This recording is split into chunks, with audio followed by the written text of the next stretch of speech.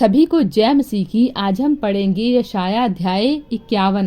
यरूशलेम के लिए शांतिदायक वचन। हे धर्म पर चलने वालों, हे यहोवा को ढूंढने वालों, कान लगाकर मेरी सुनो। जिस चट्टान में से तुम खोदे गए और जिस खदान में से तुम निकाले गए, उस पर ध्यान करो। अपने मूल पुरुष अब्राहम और अपनी माता सारा पर ध्यान करो। जब वह अकेला था, तब ही से मैंने उसको बुलाया और आशीष दी और बढ़ा दिया। यहोवा ने सिय्योन को शांति दी और उसने उसके सब खंडरों को शांति दी है।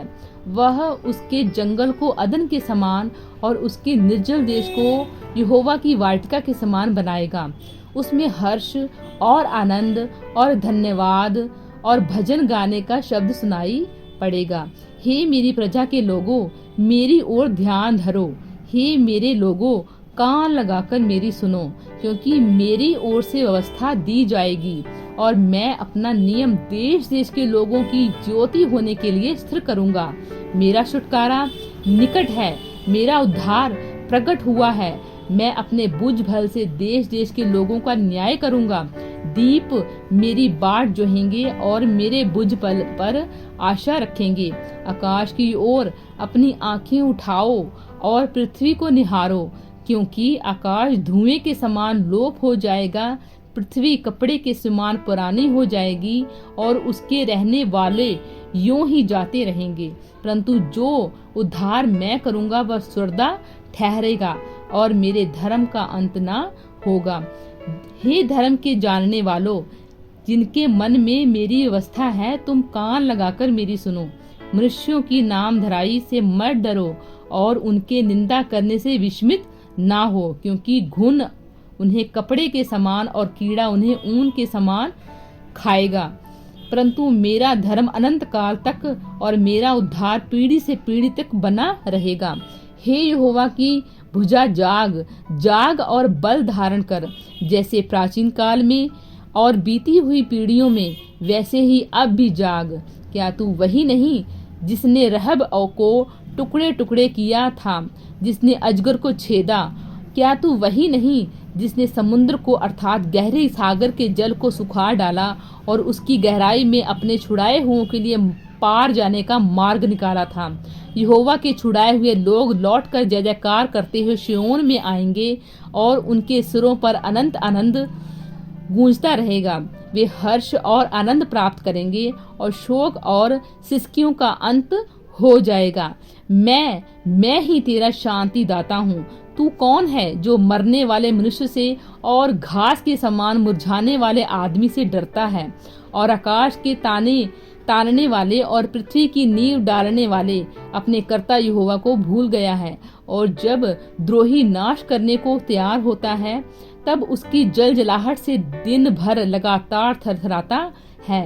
परंतु द्रोही की जलजलाहट कहाँ रही? बंदी शीघ्र ही स्वतंत्र किया जाएगा। वह गड्ढे में ना मरेगा और ना उसे रोटी की कमी होगी। जो समुद्र को उथल पुथल करता, जिससे उसकी लहरें में गर्जन होती है, वह मैं ही तेरा परमेश्वर यहोवा हूँ। मेरा नाम सेनाओं का यहोवा है। मैंने तेरे मुंह में अपने वचन डाले और तुझे अपने हाथ की आड़ में छिपा रखा है। मैं आकाश को तानूं और पृथ्वी की नींव डालूं और सिय्योन से कहूँ, तुम मेरी प्रजा हो। यरूशलेम के दुखों का अंत। हे यरूशलेम, जाग जाग, उठ खड़ी हो जा। तूने यहोवा के हाथ से उसकी जलजलाहट के कटोरे में से पिया है। तूने कटोरे का लड़खड़ाना देखने वाला मद पूरा पूरा ही पी लिया है। जितने लड़कों ने उससे जन्म लिया, उनमें से कोई ना रहा जो उसकी अगुवाई करके ले चले, और जितने लड़के उसने पाले पोसे, उनमें से कोई न रहा जो उसके हाथ को थाम ले।